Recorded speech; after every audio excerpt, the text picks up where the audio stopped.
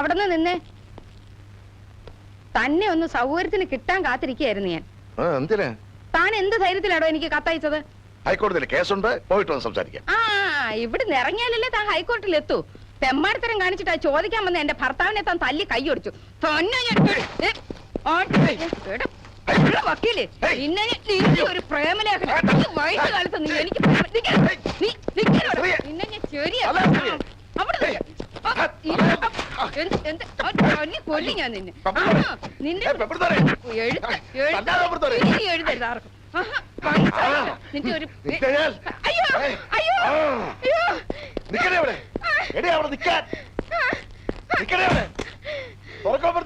കഥക തുറക്കാൻ, കഥക തുറക്കാനാ പറഞ്ഞത്. അയ്യോ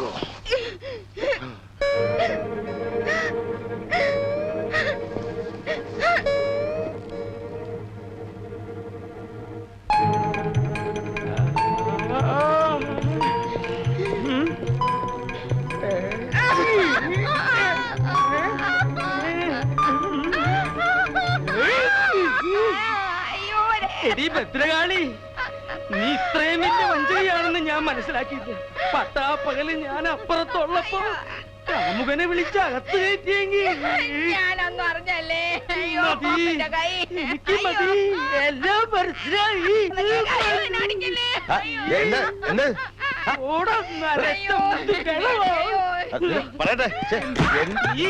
എന്താ നീ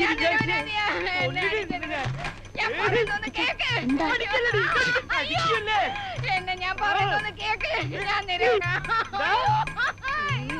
കയ്യോടിച്ചു എന്താണ്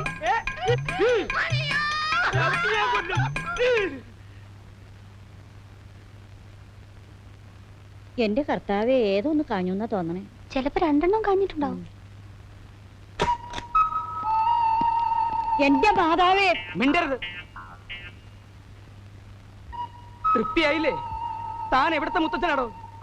ഒരു വീടിന്റെ നാഥനാവുമ്പോ എല്ലാവരിലും വേണം ഒരു കണ്ണ്. ഇവിടുത്തെ തോന്നിവാസികളെ നിയന്ത്രിക്കാൻ പറ്റിയില്ലെങ്കിൽ താൻ എവിടുത്തെ മത്തച്ഛനാടോ? താൻ ഇതിനെ അനുഭവിക്കും. അനുഭവിക്കണോ? നോക്കിക്കോ. എന്റെ കൈക്ക് ശക്തി ഉണ്ടായിരുന്നെങ്കിൽ തന്റെ കരണക്കുറ്റി അടിച്ച് ഞാൻ ഉത്സവപ്പുറമ്പാക്കിയാലേ. എന്നെ തല്ലി കൊന്നാലും വേണ്ടില്ല. നീ പോടി. സത്യം നിങ്ങളൊന്ന് മനസ്സിലാക്കണം. സത്യം ഞാൻ നേരിട്ട് മനസ്സിലാക്കടി. അയ്യോ, നീ അവന്റെ കൂടെ പോയി പുറത്തോ. അയ്യോ, അങ്ങനെ പറയല്ലേ. വക്കീലിന്റെ കൂടെ പോയി പുറത്തോളാം. ദൈവദോഷം പറയരുത്. ദൈവദോഷം പറയണേ. മോഹൻലാലിനെ കണ്ടാളകില്ല, മമ്മൂട്ടിയെ കണ്ടാളകില്ല. നിന്നെ എനിക്ക് മനസ്സിലായിടി. ആ ലോട്ടറി ടിക്കറ്റും വിറ്റ് കിടന്നപ്പോ മനസ്സിന് കുറച്ച് സമാധാനങ്ങളും ഉണ്ടായിരുന്നു. ഇവിടെ വന്നപ്പോ അതും പോയി. സാറേ, ഈ ഫാക്ടറിയുടെ അടുത്ത ആകെ ഇളകിയിരിക്കുക. ഓ, അപ്പൊ ഈ കെട്ടിടം അത്രയ്ക്ക് പഴയതാണല്ലേ. ജോലി നടക്കുന്നതിനിടയ്ക്ക് ഇടിഞ്ഞു വീണ ആള് തട്ടിപ്പോവല്ലോ. ഏത് ഭാഗമാ ഇളകിയേ? സാർ പ്ലീസ്, ആ അടിത്തറ അല്ല ഈ അടിത്തറ. ഞാൻ ഉദ്ദേശിച്ചേ സാമ്പത്തിക അടിത്തറയാ. ബാങ്കിലാകെ കടം, കമ്പനി ഓടിയില്ല ഓടുന്നു. ഇതുപോലെ മുങ്ങിക്കൊണ്ടിരിക്കുന്ന ഒരു കപ്പലിലേക്ക് സാർ എന്തിനാ എന്നെ വലിച്ചു കയറ്റിയത്? തെളിച്ചു പറ. ബാലൻസ് ഷീറ്റ് ഒന്നും സാർ നോക്കാറില്ലേ? ലക്ഷക്കണക്കിന് രൂപയുടെ ഡെഫിസിറ്റ് ഉണ്ട്. ധാരാളം റോ മെറ്റീരിയൽസ് പർച്ചേസ് ചെയ്തായിട്ട് കണക്കിൽ കാണാം. പക്ഷേ ഫിനിഷ്ഡ് പ്രോഡക്ട്സ് എവിടെ?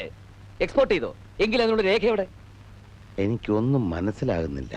പിന്നെ സാർ എന്ത് മേൽനോട്ട് അവിടെ നടത്തുന്നത്? വന്നേ, കാണിച്ചു തരാം. വാ. മീര മോഹൻദാസിന് ഒരു രജിസ്റ്റേർഡ് ലെറ്റർ വന്നിട്ടുണ്ട്. Meera Mohandas.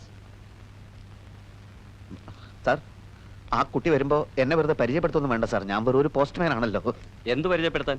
May come in sir? Yes sir, നമുക്ക് പിന്നീട് സംസാരിക്കാം. ഈ രജിസ്റ്റേർഡ് ലെറ്റർ ആയതുകൊണ്ട് നമ്മൾ സൈൻ ചെയ്യുന്നത് വളരെ ശ്രദ്ധിക്കണമല്ലോ. Good morning sir. മോർണിംഗ്. ആ, അമേരിക്ക ഒരു ലെറ്റർ ഉണ്ട്.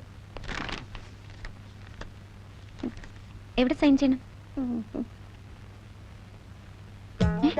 സൈൻ ചെയ്യണം നിർബന്ധമില്ല. മിസ്റ്റർ ബാബുരാജ്,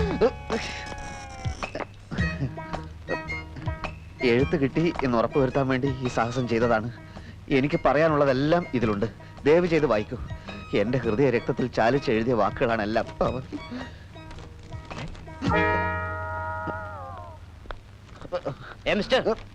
നിങ്ങൾക്ക് കത്തൊന്നുമില്ല. അടിയോടിയുടെ ഭാര്യയ്ക്ക് കിട്ടിയ കത്തിലെ അതേ കയ്യേഷം തന്നെയാ ഇതിലും. ആണോ? അപ്പൊ അവൻ തലങ്ങും ബലങ്ങും ലവ് ലെറ്റർ എഴുതി വിടുകയാണോ? മുത്തച്ഛ, ഇവൻ അടിയല്ലാതെ വേറെ മരുന്നില്ല. വേറെ മരുന്ന് നമുക്ക് കണ്ടുപിടിക്കാം. അങ്കിളല്ലേ പറഞ്ഞത് ആ കത്തിൽ നിറച്ച് കോടതി ഭാഷയാണെന്ന്? ആയിരുന്നു. എനിക്ക് തോന്നുന്നത് ആ കത്ത് വക്കീല് പറഞ്ഞു കൊടുത്തിട്ട് ബാബുരാജ് എഴുതി. ഈ കത്ത് ബാബുരാജ് തനിച്ചെഴുതി. ഇതിൽ കോടതി ഭാഷയില്ല. വക്കീൽ അങ്കിളിന് ഇതിലെന്താ ഇത്ര ഇൻട്രസ്റ്റ്? അയാള് മൊത്തം കുഴപ്പമാ. ഹൈക്കോടതിയിലും സുപ്രീം കോടതിയിലും ഒന്നും അയക്കും ഒരു കേസും ഇല്ല. ഇതുപോലുള്ള ചൂഷണവും തട്ടിപ്പാ മെയിൻ ജോലി. എത്രയും പെട്ടെന്ന് ഇതിനൊരു സൊല്യൂഷൻ ഉണ്ടാക്കി താങ്കൾ. സമാനിക്ക് ആലോചിക്കട്ടെ. ക്ലാര ചേച്ചിക്ക് നോവല് വായിക്കാൻ ഇഷ്ടമാണല്ലേ? ആരാ പറഞ്ഞത് ആരെങ്കിലും ആവട്ടെ. ഇഷ്ടമാണോ? അതെ. കണ്ടോ, അപ്പൊ ഞങ്ങളെക്കാൾ കൂടുതൽ അങ്ങേര് ചേച്ചി ശ്രദ്ധിച്ചിരിക്കുന്നു. ആര്? ബാബു അങ്കിൾ. അയാളെന്ത് പറഞ്ഞു? എന്തു പറയാൻ, എപ്പ കണ്ടാലും ക്ലാര ചേച്ചിയെ പറ്റി ചോദിക്കാനേ നേരമുള്ളൂ. ക്ലാര ചേച്ചി ഉണർന്നോ, പള്ളിയിൽ പോയോ, ഊണ് കഴിച്ചോ? അല്ല, എന്താ അതിന്റെ അർത്ഥം? അയ്യോ, എനിക്ക് തോന്നിയിട്ടില്ലല്ലോ പുള്ളിക്കാരൻ എന്നെ ശ്രദ്ധിക്കാറുണ്ടെന്ന്. ആരെങ്കിലും കണ്ടാലോന്ന് പേടിച്ചിട്ടായിരിക്കും ഇപ്പൊ എന്നെ വിളിച്ചിട്ട് പറയാ ഈ വീക്കിലി ആരെയും കാണാതെ ചേച്ചിക്ക് കൊടുക്കണോന്ന്. ഇതിലൊരു ബെസ്റ്റ് നോവൽ ഉണ്ടത്രേ ചേച്ചിക്ക് വായിക്കാൻ. ആ മുത്തച്ഛൻ.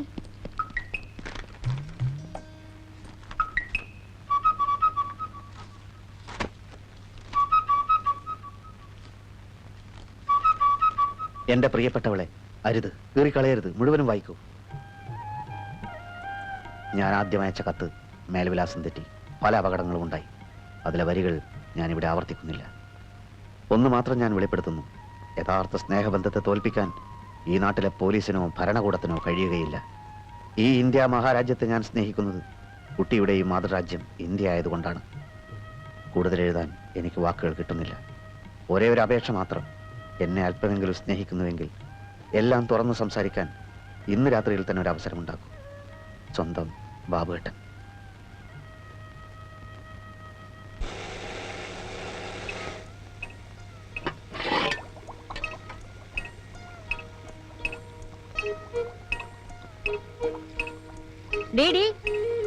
എന്താ ഇത്? അരി. അതെനിക്ക് മനസ്സിലായി. അരി കഴിയാതെയാണ് അടുപ്പത്തിടുന്നത്. ഞാൻ കരുതിയത് പോയി കഴിയിട്ട് പാടി. ഞാനിവിടെ അരിഞ്ഞു വെച്ച ഉള്ളിയോ? ഉള്ളി. ഉള്ളി അയ്യോ, അത് ഞാൻ അറിയാതെ എടുത്ത് മിക്സിയിലിട്ടു. മൂപ്പിക്കാൻ വെച്ച ഉള്ളി എടുത്ത് മിക്സിയിലിടെ. നിനക്ക് എന്താ വല്ല ഭ്രാന്ത് പിടിച്ചാ? കൊണ്ടാടി പോടി പോടി. നീ ഇന്ന് അടുക്കള കടന്നു പോവരുത്. താങ്ക് യു അമ്മച്ചി.